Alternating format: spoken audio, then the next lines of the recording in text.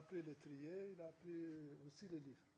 Et ceci par le fait qu'il est à la fois donc guerrier, dépositaire de tambour, et qui a été en même temps aussi fils de Zawaya. Fils de Zawaya, donc il y a les livres et il y a l'étrier. Deuxième casquette, c'est que c'est un expert, il a acquis une expertise au niveau de l'armée nationale, comme l'a dit notre ami Abdelwadoud. Il s'agit aussi d'une référence certainement parmi les plus rares que nous trouvons au niveau de l'armée mauritanienne. C'est une institution opaque, c'est le secret militaire, etc. Donc on ne peut pas pénétrer les secrets. Et lui, il a pénétré, il était officier. Il a donc cette troisième casquette. Il a été un brillant officier. Il a fait donc des formations en France, en Chine, etc. Et c'est une casquette importante.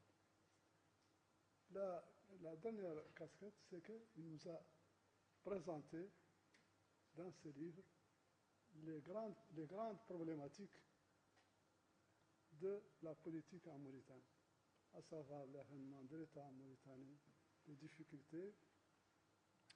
Et il a surtout nous a invités à une approche méthodologique et à une référence théorique.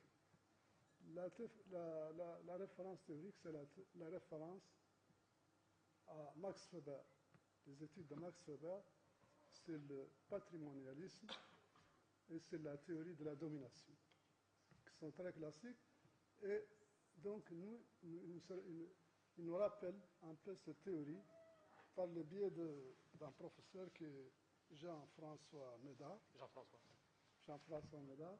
Donc, il reprend un peu cette théorie qui fait que le grand problème de la Mauritanie, c'est au fond tout ce que nous avons débattu ce soir, c'est le problème du patrimonialisme. Qu'est-ce que c'est que le patrimonialisme? C'est le fait qu'il y a confusion entre la sphère du public et la sphère du privé, entre le politique et l'économique, entre etc. Et tous les acteurs politiques, c'est-à-dire les décideurs, ils font de l'État un patrimoine. Par exemple, je ne voudrais pas déplaire au ministre Selmi, mais Maawiya, le domaine public, le domaine de l'État, c'était entre ses mains. Il distribuait les postes, il était le gestionnaire de la vie, etc. Hein? Non, c'est-à-dire que en fait, tous les États,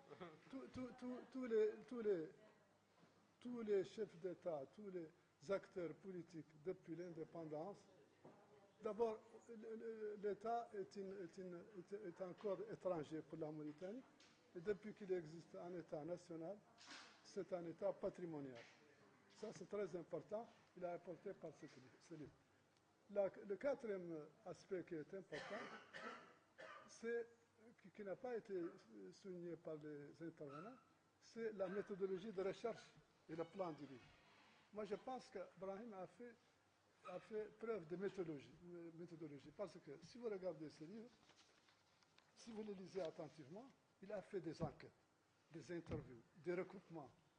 C'est un effort extrêmement important sur le plan méthodologique. Des témoignages. Il a fait des repères, il a esquissé des repères de recherche. Et si vous regardez aussi son plan est très cohérent. Il se compose de 3 parties, comme l'a dit quelqu'un, et à peu près de 6, et il s'enchaîne. Si vous regardez attentivement, tout ceci s'enchaîne. Et je trouve enfin qu'il a été objectif. Il y a une certaine objectivité intellectuelle, une honnêteté de range intellectuel. C'est le fait, par exemple, que quand il fait en quelque sorte le devoir envers les morts, tel qu'Ahmed Salem el-Sidi, etc.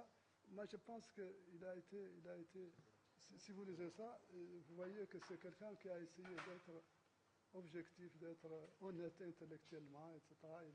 Et quand il parle des chefs d'État mauritaniens, chacun, il apporte par exemple ses aspects positifs et il apporte aussi ses aspects négatifs. Très élogieux à l'égard de ces gens.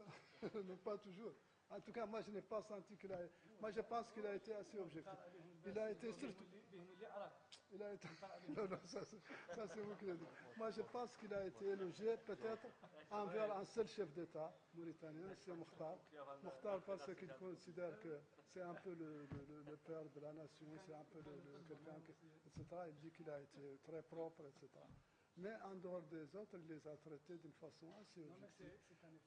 Moi, je pense qu'il a fait donc un effort de recherche qu'il faut souligner. Et c'est pourquoi son travail est plutôt un travail universitaire qu'un travail de vulgarisation. Voilà comment, en tout cas, moi, j'ai lu un peu ce livre. Et donc, je vous remercie. Je pense qu'on peut...